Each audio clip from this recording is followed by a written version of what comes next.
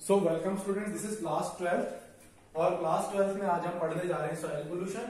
Soil pollution में हम पढ़ेंगे कंटेमिनेशन ऑफ सॉइल कैसे होती है, देन उसके सोर्सेज क्या हैं, देन उसके सॉइल पोल्यूशन की इफेक्ट्स क्या है और उसके कंट्रोल मेजर्स क्या है।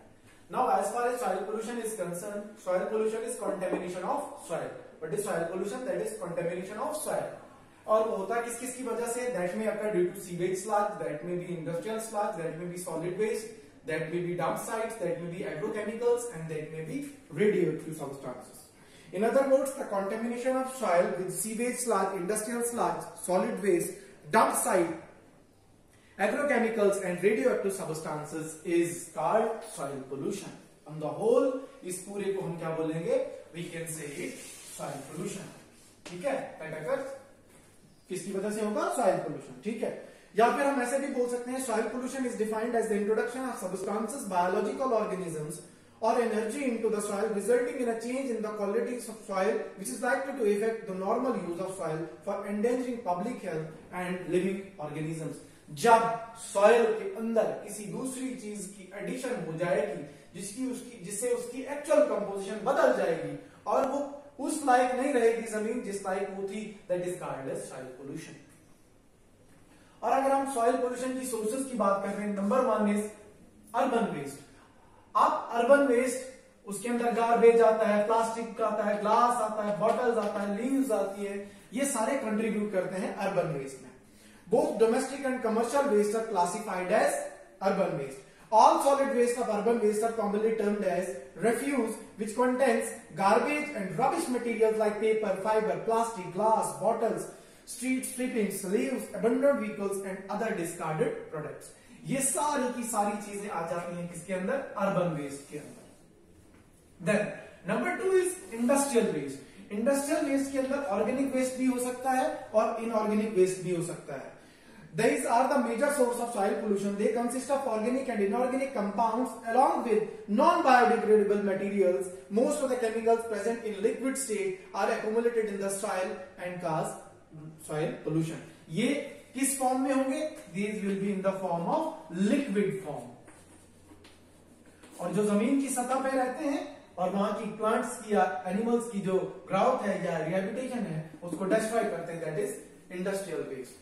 Number 3 is agriculture waste. For example, एक एग्जाम्पल के थ्रू इलस्ट्रेट करेंगे इसको। Agriculture waste, maximum population India की जो है that is living in villages and those people are totally dependent upon agriculture for their livelihood. तो वो लोग क्या करते हैं? इंसेक्टिसाइड्स, पेस्टिसाइड्स, फंजीसाइड्स का यूज करते हैं अपनी प्लांट्स की ग्रोथ को इनहेबिट करने के लिए, उनकी प्लांट की ग्रोथ को बढ़ाने के लिए। बट ये डीडीटी और ये फंजीसाइड्स जिस टाइम जमीन के ऊपर रहते हैं they cause soil pollution.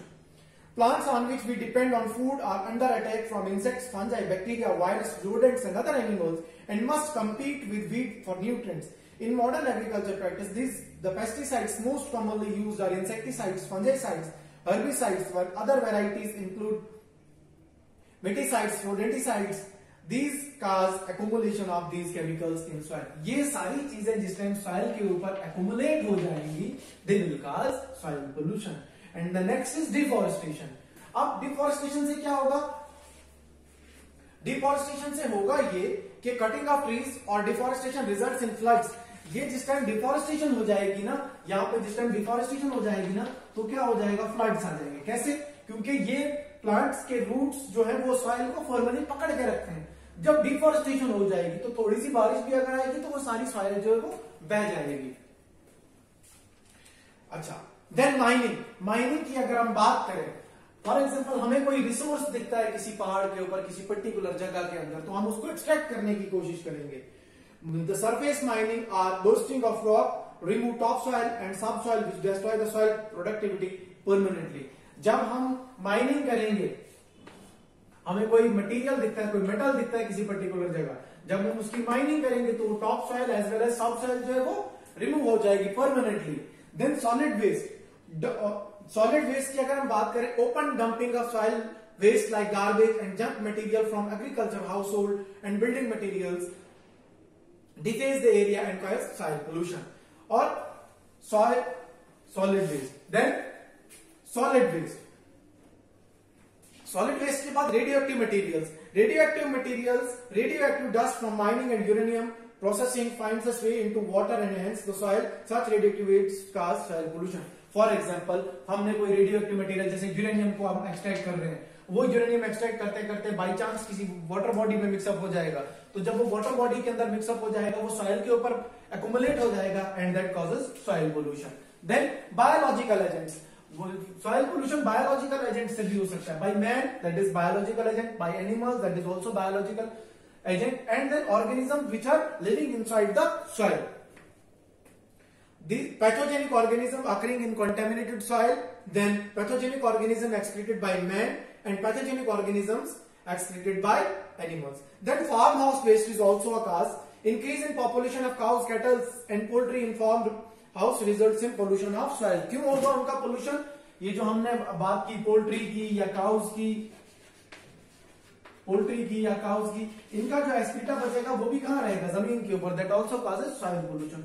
So these were the causes for soil pollution. अब सॉइल पोल्यूशन इन कॉजेज से हुआ. Now what can we do to prevent soil erosion, और उसके इफेक्ट्स क्या होंगे वो हम करेंगे नेक्स्ट क्लास में. Thank you.